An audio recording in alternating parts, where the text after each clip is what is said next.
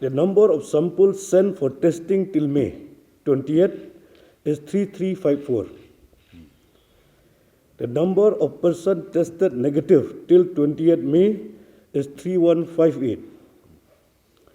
Number of persons tested positive till 20th May 14, 1 deceased, 12 recovered, 1 active.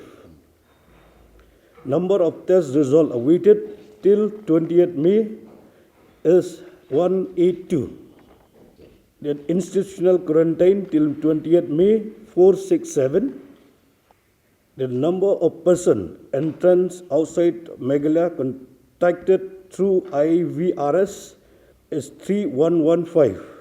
Contact tracing details till 13 May 2020. High risk is 307.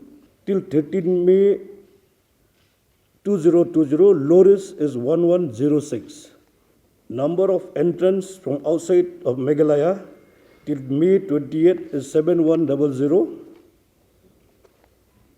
Number of entrants who have been home visited by health workers till May 2020, 28th May 2020 is 6769.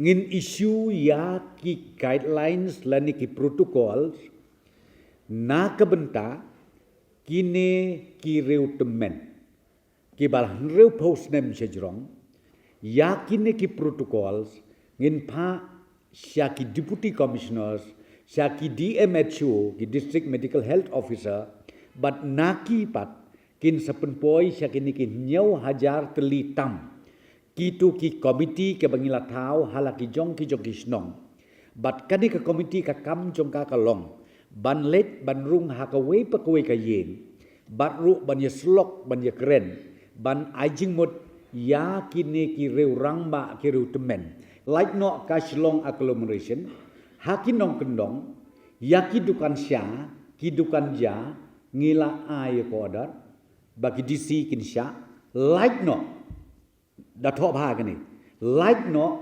ha ki national highway